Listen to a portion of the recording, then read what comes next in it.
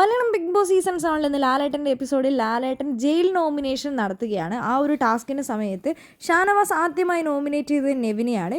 അനുമോൾ എന്ന സ്ത്രീയെ മനഃപൂർവ്വം ടാർഗറ്റ് ചെയ്തിട്ടാണ് ഈ ബിഗ് ബോസ് വീട്ടിൽ നെവിൻ ഓരോ കാര്യങ്ങൾ ചെയ്യുന്നത്.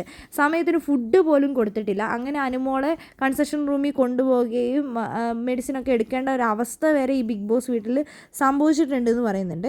ആ ഒരു സമയത്ത് എല്ലാ തരത്തിലും അനുമോളെ ടാർഗറ്റ് ചെയ്യുന്നുണ്ട്.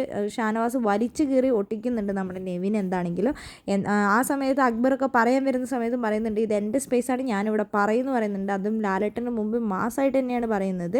ഒരു പൊടി കണ്ടിട്ട് ആ ഒരു പേരിലാണ് അക്ബർ പിറ്റേ ദിവസം അവിടെ കച്ചറ ഉണ്ടാക്കിയിട്ട് പാത്രം കഴുകിയാലേ ഫുഡ് ഉണ്ടാക്കുമെന്ന് പറയുന്നത്. ഇവിടെ ഈ ബിഗ് ബോസ് വീട്ടിൽ 21 പേര് വന്നപ്പോഴും ഇവർക്ക് ഫുഡും ഉണ്ടായിരുന്നു. അതേപോലെ തന്നെ എല്ലാവരും നല്ല രീതിയിൽ ടാസ്ക് കളിച്ചപ്പോഴും എല്ലാവർക്കും ഒരു പ്രശ്നവും വരാതെ ഫുഡ് കൊടുത്തിട്ടുണ്ടായിരുന്നു. പക്ഷേ ഈ ഒരു ഇതിൽ ഞങ്ങൾക്ക് ആർക്കും കറക്റ്റ് സമയത്ത് ഫുഡും കിട്ടിയിട്ടുണ്ടായിരുന്നില്ല. അതും ഒരു കറിയൊക്കെയാണ് ഉണ്ടാക്കി തരുന്നത്. ഇതുള്ളൂ എന്ന് ചോദിക്കുമ്പോൾ നിങ്ങൾക്ക് സമയത്തിന് ഫുഡ് കിട്ടണമല്ലോ, അതുകൊണ്ടാണ് ഞങ്ങൾ ഇത് തരുന്നതെന്നാണ് പറയുന്നത്. രണ്ടാമതായി പറഞ്ഞത് അക്ബറിനെയാണ്.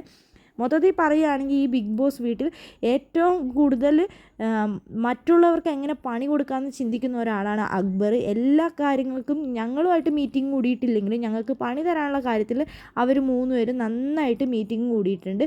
ശരിക്കും പറഞ്ഞാൽ ഈ ബിഗ് ബോസ് വീട്ടിൽ പ്രശ്നങ്ങൾ ഉണ്ടാക്കുന്ന ഒരു ബുദ്ധികേന്ദ്രത്തിൻ്റെ പ്രധാന ഉറവിടം തന്നെയാണ് നമ്മുടെ അക്ബർ.